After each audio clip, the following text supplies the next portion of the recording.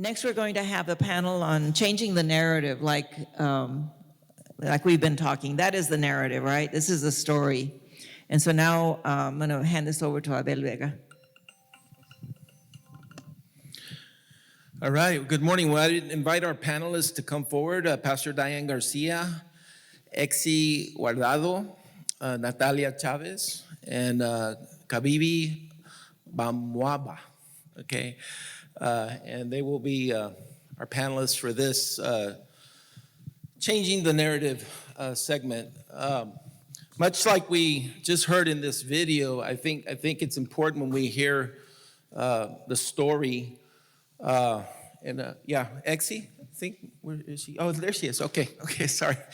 Kind of in the church setting, there's something called testimony, el testimonio, right? And the story is the story because it's coming from the perspective of the human experience, right?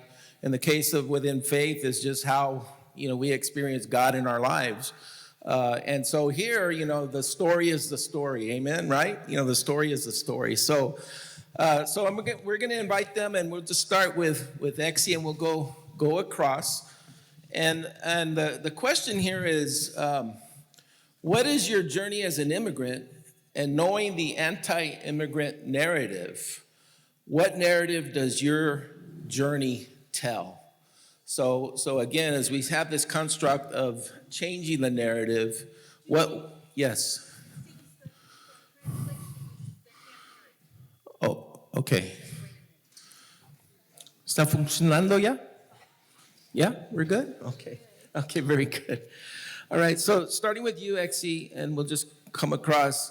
Talk about your journey, in light of just the anti-immigrant journey. What has been your journey? What is your narrative? Buenos días, good morning. Rukush kach, rukush shuleo, rukush kak, rukush kak ik, rukush ya, rukush palo, rukush choy. Alom kaholom, iom mamon, ish piakok, ish mukane, hunaphu, ish balamke. Awilish, hakawit, tohil.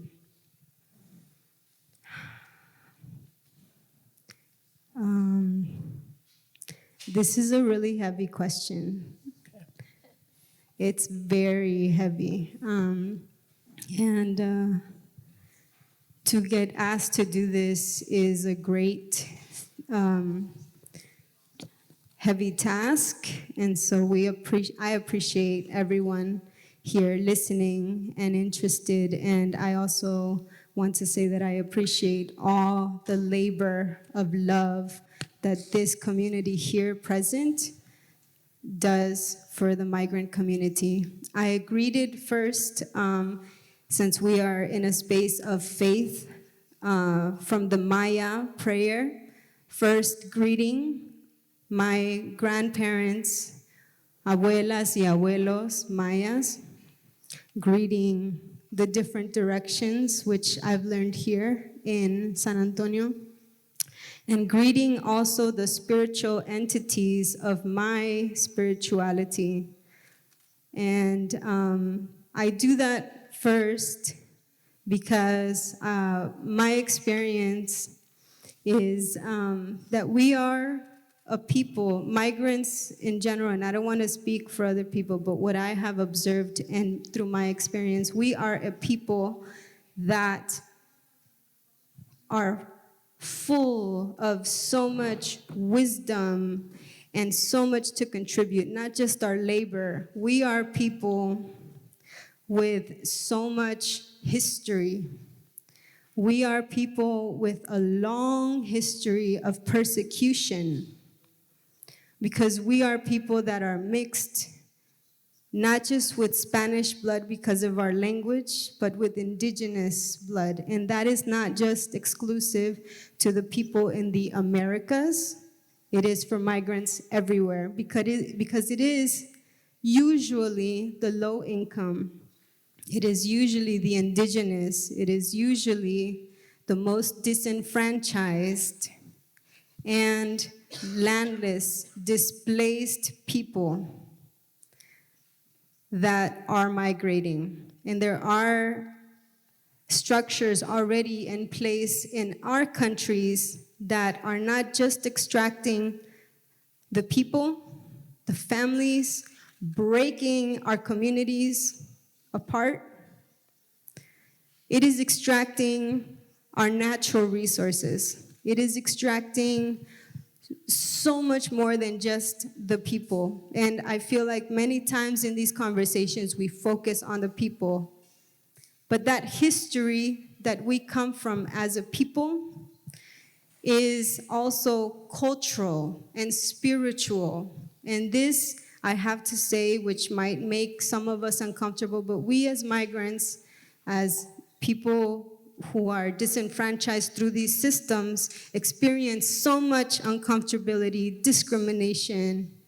And so part of what we've experienced is also not just the dismantling of our communities and our culture, but also our spirituality, because we are not people who are without God, without lifeways that have existed for thousands of years.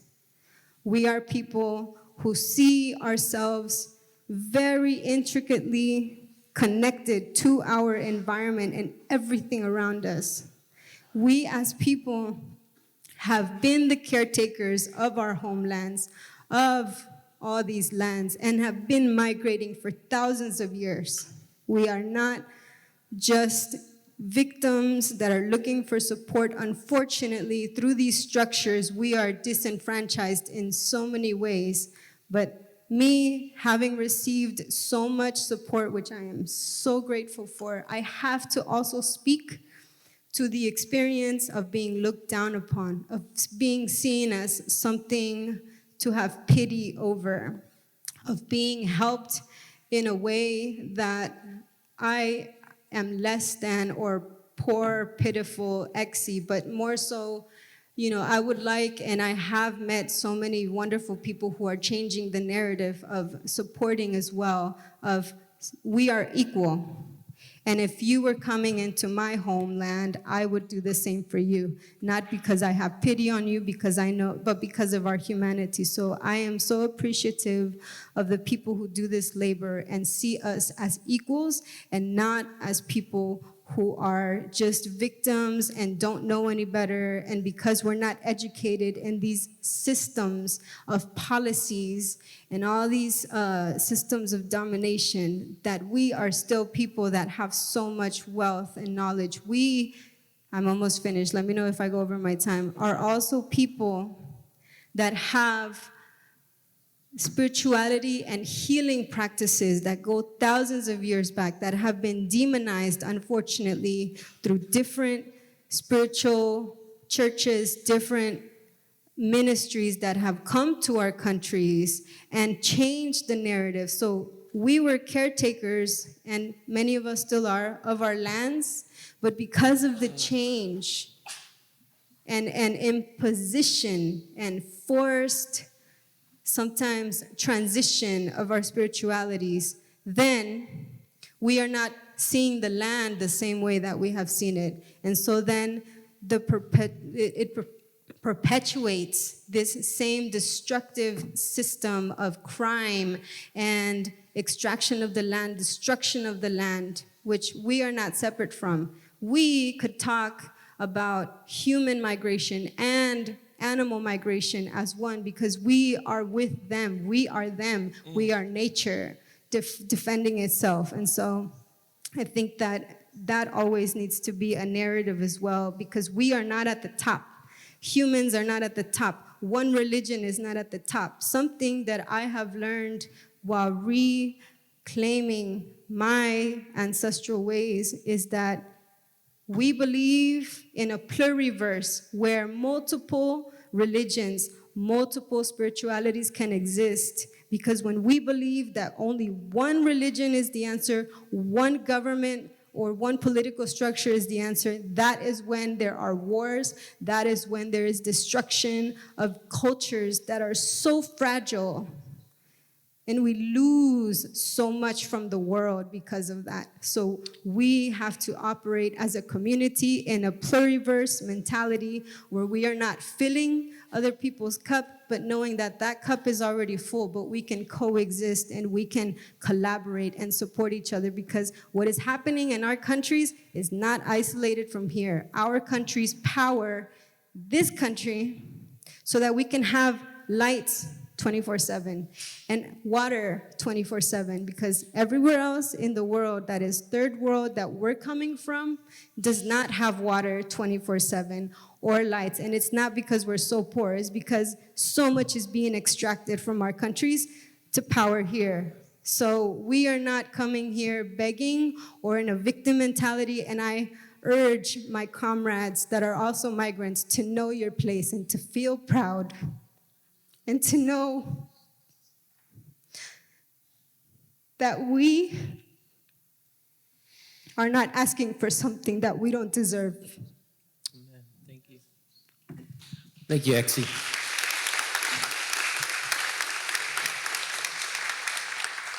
Natalia, welcome. Thank you. My name is Natalia. For those of you who don't know me, I'm a volunteer with the Interfaith Welcome Coalition at the bus station with my son, who's not here, but he loves to go there if anyone has seen him.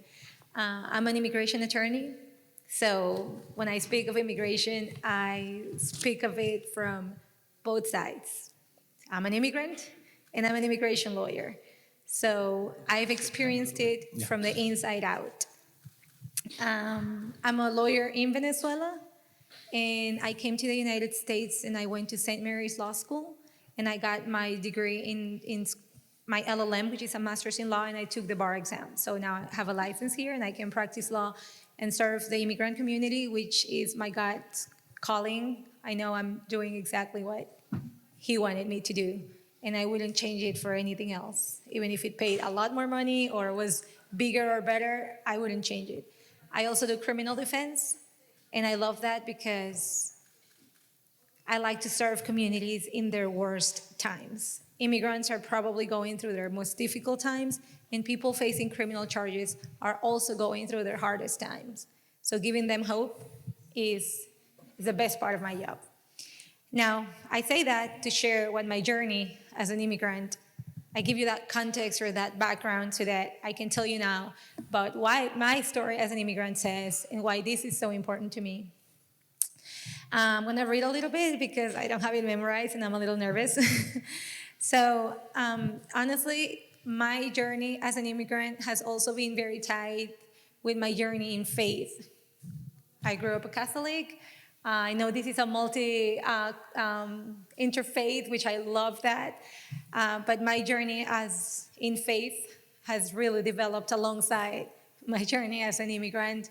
And I don't think that's a coincidence, because when we're immigrants, we're so vulnerable in a way and in need that if we don't trust that higher power, I don't know how we're gonna make it. But my journey has been one of trusting God and trusting myself and my own capacities through Him, right? Because we don't get those on our own terms. Taking big leaps of faith. When I enrolled in law school here in the United States, I'm an asylum applicant. Just so you all know, I'm not a resident. I'm not a citizen yet. Hopefully one day. So I have an asylum case, and I say that very proudly. And I'm a TPS holder. For those of you who don't know, that's temporary protected status for Venezuelan people. When I enrolled in law school, I had to get into a loan for $35,000. That was way more than I had in savings by far. I didn't have TPS. I didn't have any assurance that I was going to be able to remain here, actually work, and pay off that loan. And I still did it. I don't know how. Clearly, I wasn't thinking very well. But I did it. I just said, like you were saying in the table, God, I trust you. You're not going to let me fall. And I'm still paying for that. I'm going to be paying for that for a long time. So you just have to take those big leaps of faith and trust somehow it's going to work out, even if you don't see the path right in front of you. I'm going to get emotional. I'm sorry. And It definitely has been a journey of working very hard. I'm so sorry. Thank you. Promised I wasn't going to. But, passing the bar exam has been the hardest thing I've done. It was brutal. If anyone's thinking, talk to me.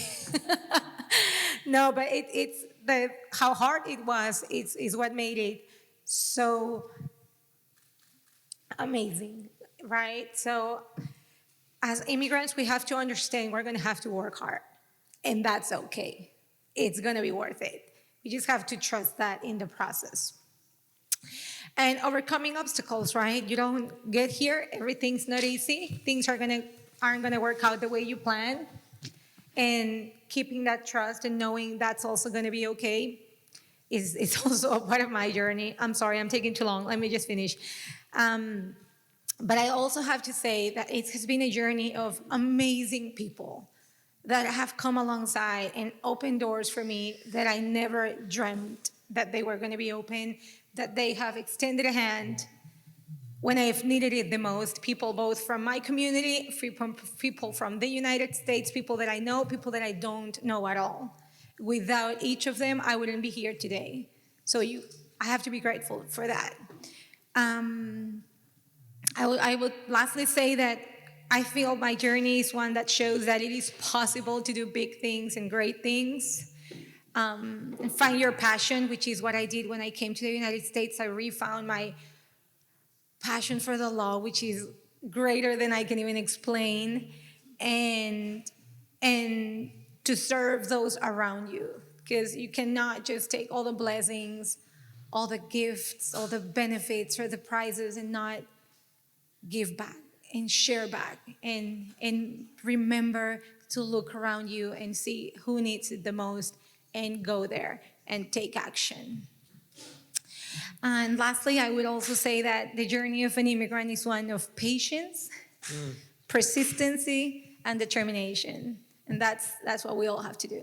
That's it. Thank you. Thank you, Natalia. Thank you.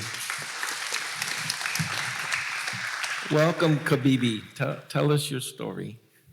My name is Kabibi.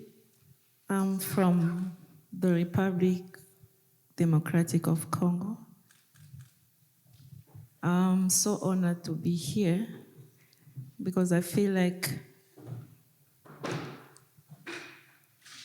this conference was made to honor people like us.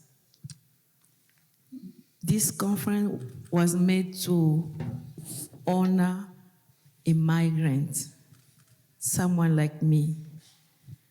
Thank you so much for organizing this, and thank you so much for IWC and all other organizations who are helping migrants, because there are so much challenges, difficulties that we're going through.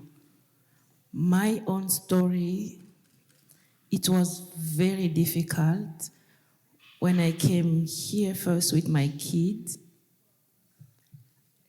I know everyone went through maybe legal problems like I did, financial problem, social integration like I did. But personally, there's something who really went too deep in me when I saw what my kids were going through. My kid was so affected badly. I was like, what did I do to my kid? I could see my kid acting like adult. I didn't like it. I'm like, those are kids. Especially my girl, she was acting so adult. One day in Mexico, she told me, I was crying. She's like, Mama, don't cry. Difficult road bring to the beautiful destination. She was still 11. I look at her, I'm like, Yes, I'm happy she's saying something good, but it was so big for her to tell me that I didn't like this, this situation. So being an immigrant, it's not easy. Seeing the way sometimes people will look at you like you are small, you don't know anything. Please, sometimes when you want to ask something to a migrant, think twice. Sometimes one day someone asked me here, can you read in KSF? I'm like, huh? Where am I? I went to school. I was telling myself, how can you ask me that? If I can read in KSF, really? I know that. And I was like, but I was feeling so small. And since I wanted help from the person, I didn't have anything else to say. Being a migrant, we feel ourselves very small, very neglected. Sometimes we're being ignored. People will see us, like we don't know anything. But migrants, some of them, where they are coming from what they know. They might not have English, but they know other things for the community. Really, when I get here, thank God, with no faith, like pastors and the first group were saying, I was not gonna be here. Because everything where I was going through difficulties, I was like, God, I can't take this. But when I look back, I can't also go back because of what I went through. Please, when we are in front of migrants, we need to see them like normal people. Sometimes, even over-helping a migrant can make him feel like small also. Like, I know how to read this, please let me read it. That's why I like continuing helping migrants, because I know what's the meaning of being a migrant. Thank you for being here for us. Thank you to everyone.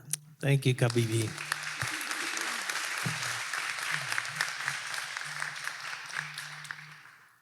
So first of all, I am not an immigrant, although I did move to Texas from the Northeast, which sometimes feels like a different country. But my mother is an immigrant here. She moved here from Ecuador, and I hope in my years of experience in working with immigrants in San Antonio that I have learned some things. My mother came here when she was 16, and she moved here actually with a man from Ecuador. They were married, and she was pregnant at the time.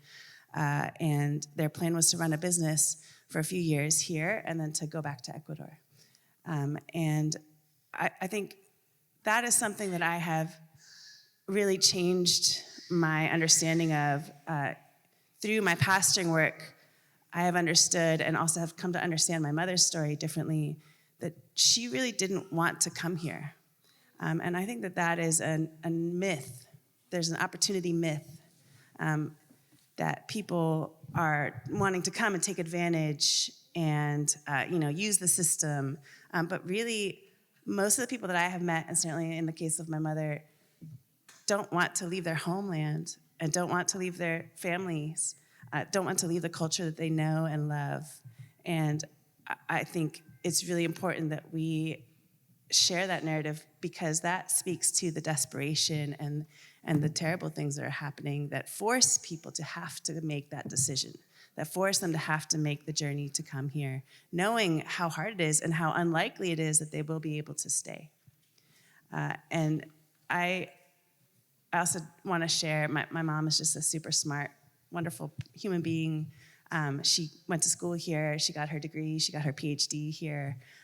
She went on to live in London. Now it's a long story.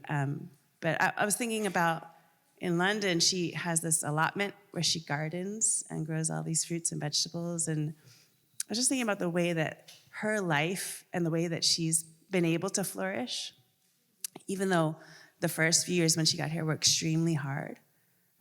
But her flourishing has led to the flourishing of everyone, certainly of me and my family and my brothers, but her whole community. You know, she produces these lovely vegetables for everybody in her community where she is. And I just think that that's really convicting for me, that when we help immigrants flourish, we all flourish.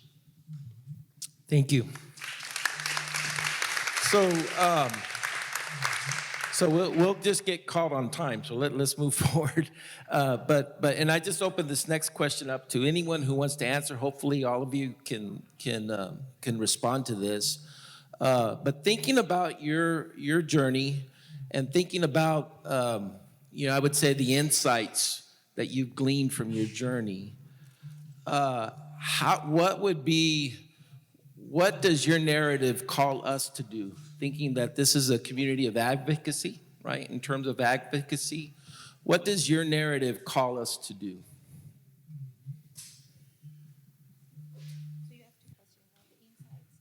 Yeah. So drawing off your insights of your journey, right? How does that inform a call to action, right? In terms of the advocacy. So go ahead, Natalia, and then others be thinking about that. Yes. And then after this round, we'll open up to Q&A. Okay, thank you. Go ahead. Well, the insights that I could recollect when I was preparing for this is that being an immigrant is not easy. It will challenge the very deepest part of your souls, and it would also show you parts of yourself that you didn't know that were there. So you have to be open to really explore those and connect with those and make the best out of them. Success will not be there at the first attempt, and that's just probably a reality for most of us. And I also think that it is more important to try to connect and reshape who you are than try to hold on to what you left behind. Because you can live in a constant state of resentment and sadness and melancholy that is just not gonna let you move forward. And I say that I love my culture. I love being a Venezuelan. I will always be that. And I will never completely let go of that part of me. But I have to embrace the person that I'm becoming here and hold on to what I can and let go of what is no longer a part of it without any sentiment of betrayal. I think we struggle with that, I think. And I think that can be very liberating for immigrants. I'm going to speak about the truth and then let the other ones, talk about whatever they want to talk. And I think one of the truths is that this is really the country of opportunities. And I'm so grateful to be here. So grateful. And I think if we work hard and do things right, we can find that success. We can find that opportunity for ourselves. But we have to earn it too. We have to go for it and work for it, not expect it to be given to us at hand. I would say we have a responsibility. In that gratefulness we have to be here, we have a responsibility to come and add value to these communities. And we do that by bringing the best of our culture, leave behind the bad, and adapt and connect to where we are without losing who we are in that process. But I do see that as a responsibility in exchange of the gratitude that I feel to be here and have this. Okay.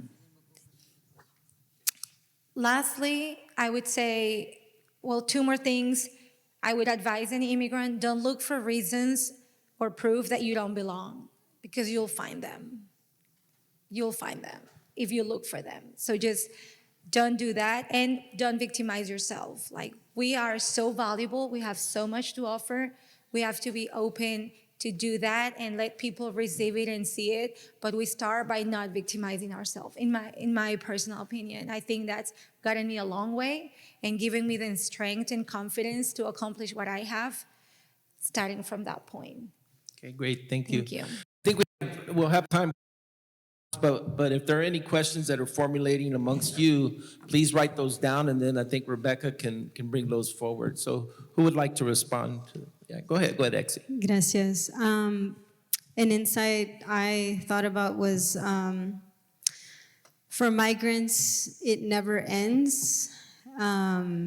It started with the journey, and it's a lifelong experience of being a migrant. And for me specifically, my family has continued to migrate. I've had cousins who have lost their legs, limbs falling off the trains. I've had, uncles that have been stripped down to nothing, not even the clothes or shoes, and have been left to fend for themselves. I mean, just the stories are crazy and traumatic, but that experience never ends, because even though I'm like, okay, I'm here and I'm working hard for to be successful, there are still people coming. And even if it's not family blood related, this never stops, because migration, just like the butterflies that migrate right now, if we walk outside in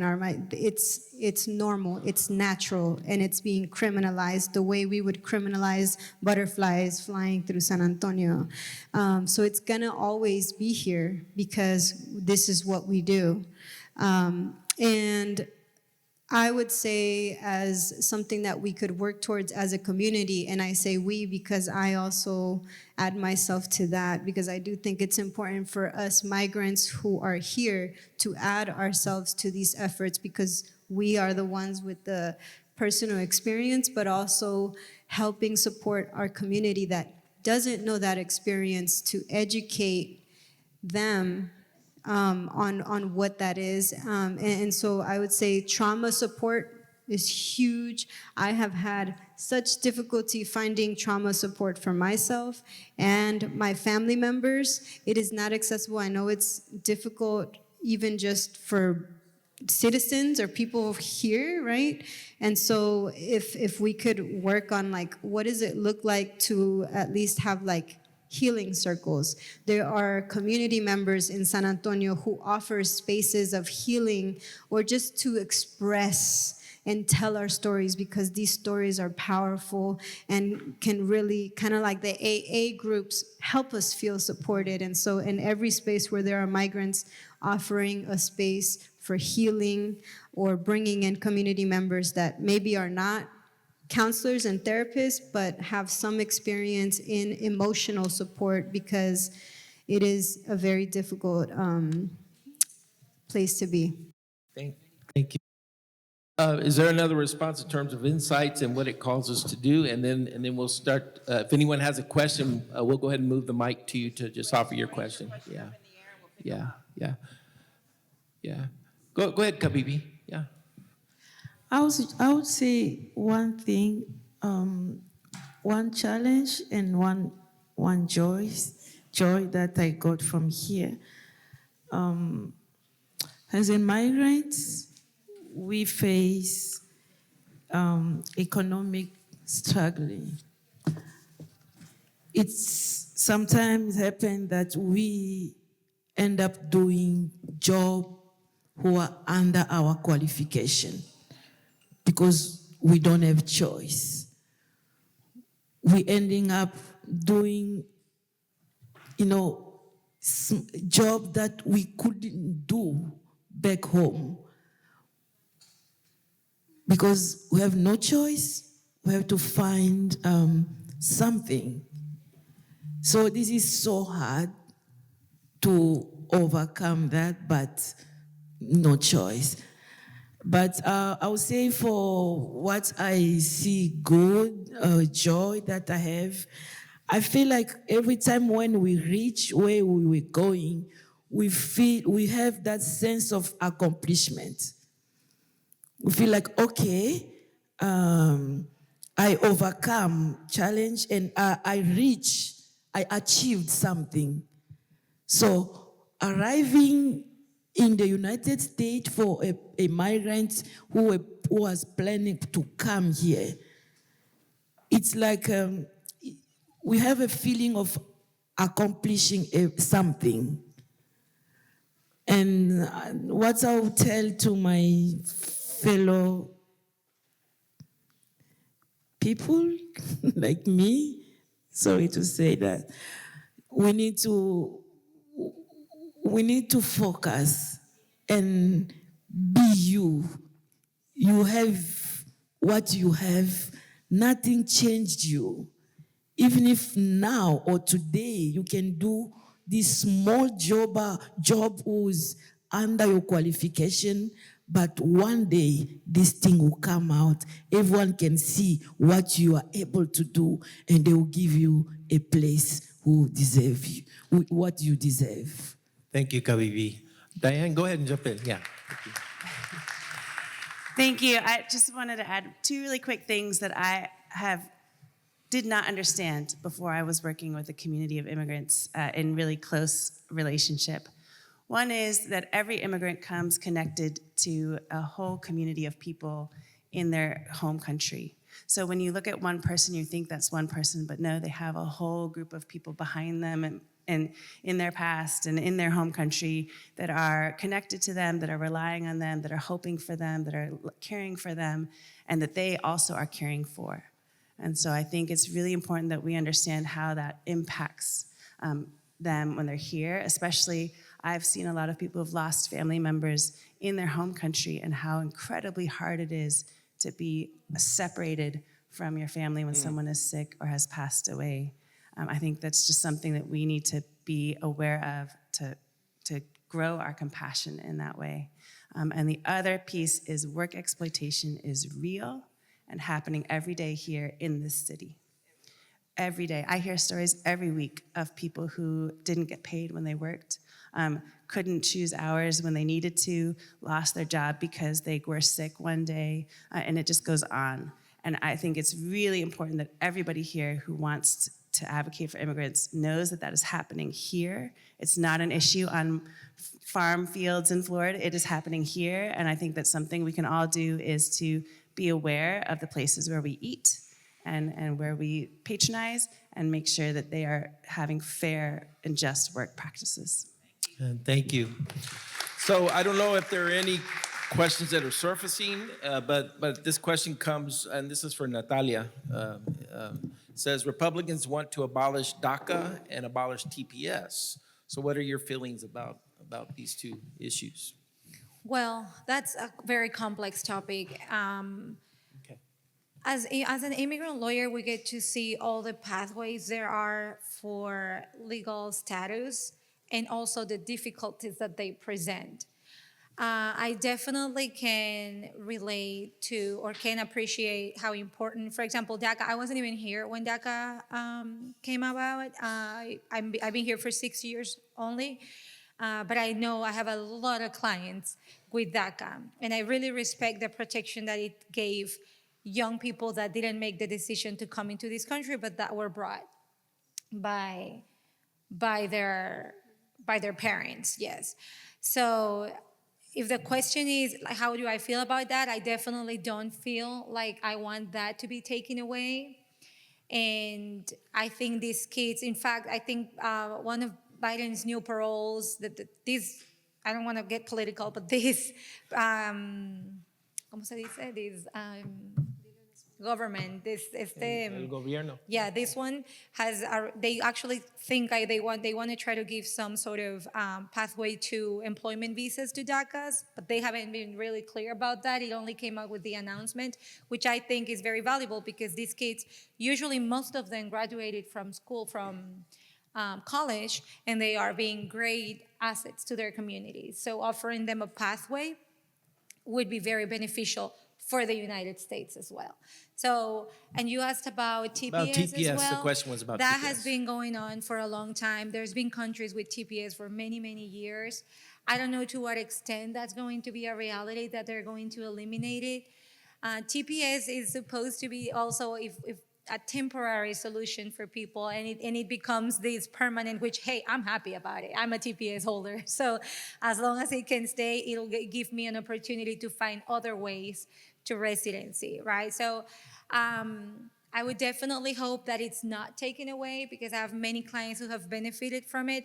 And mostly because in order to keep those benefits, you have to maintain a certain behavior in community. If you commit certain crimes, if you do things wrong, that gets taken away. So I think there is a protection there so that people that have that benefit are also earning it, correct? Yeah. So that's something I think it should be considered. Definitely, I think with whoever wins the election, there's going to be changes in the immigration policy. It's always been a political issue, so I'm going to try to stay away from that. But my hopes would be that DACA remains because of the reasons I stated, and also TPS. And TPS also, just so you know, it doesn't lead to any permanent status. TPS alone lets you remain in the United States as long as the government continues to extend that protection, which has been extended for many, many years for many of these countries, and Venezuela has had it since, oh my gosh, 2021, I think. But it doesn't allow us to become legal permanent residents or become citizens. What it does is it gives us a pathway, a status that can allow you to transfer to another status that can help you become a resident or a citizen. I can talk about that for a long time because I myself, I'm going through that process. So I think it's a great opportunity for people that can find pathways that they wouldn't otherwise have but for TPS. But it's not also a permanent solution that's going to lead to residency or citizenship. Great. Thank you, Natalia. So I think that's all the time we have for this panel. We want to thank them for their sharing. And I would invite you, as a question might have come up, that you would also visit with them, maybe over lunch or just any time throughout this time here. Thank y'all very much. God bless you. Thank you.